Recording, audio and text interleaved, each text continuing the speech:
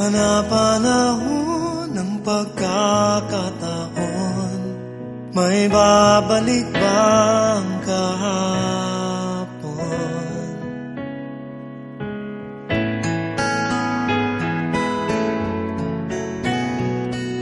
Natatandaan mo pa ba nang tayong dalawa'y unang magkita? Panahon ng kabusmusan, sa piling ng mga bulaklak at halaman, doon tayo nagsimula mangarap at tumula.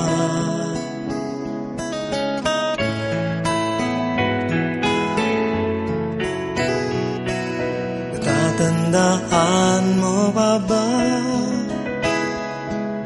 Pinukit kong puso sa punong mangga, at ang inalay kong gumamela. Magkahawak kamay sa dalampasigan, malayang tulad ng mga ibon, ang kunita ng ating kahapon. Ang mga puno't halaman ay kabiyak ng ating gunita. Sa paglipas ng panahon, bakit kailangan ding lumisan? Panapanahon ng pagkakataon, may babalik bang kahapon?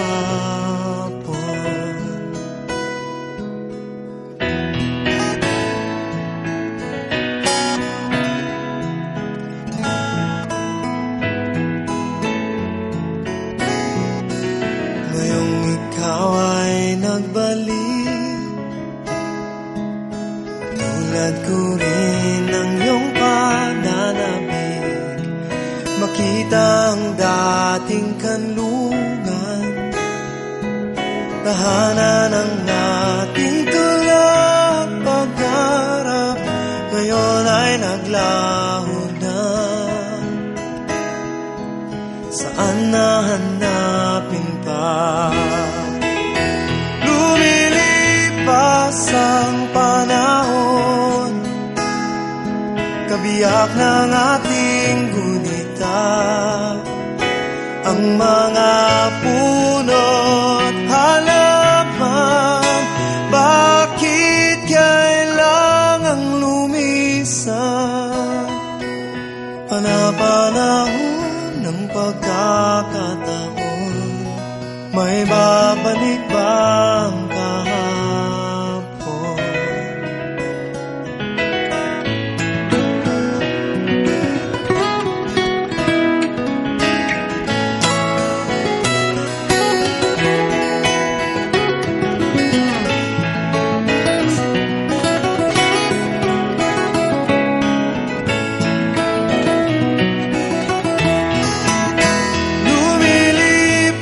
Sa panahon, kabiyak ng ating gunita.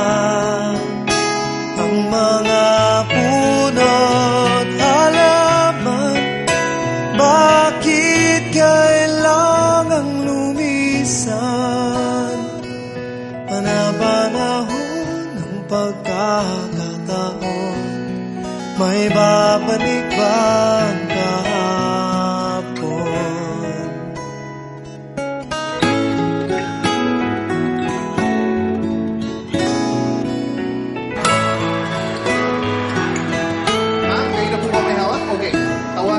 Natin ang ating judges to be here, Mr. Chingoy Alonso and Ms. Menchu Lauchenko-Yulo.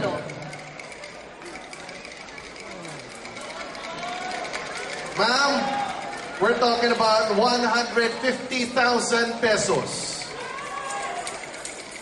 Are you ready? Okay.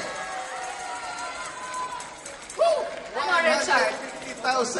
Ikaw ang tatanungin ko, handa ka na ba? 150,000 pesos, ma'am. With a score of 93.20,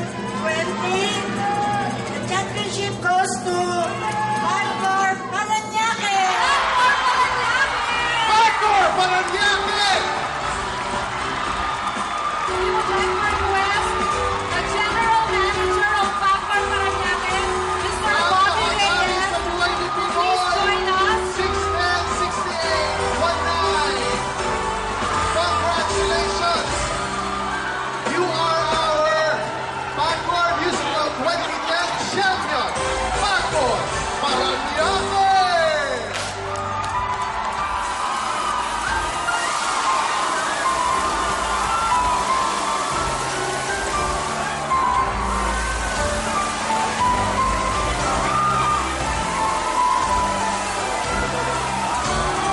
Hi, children! Children!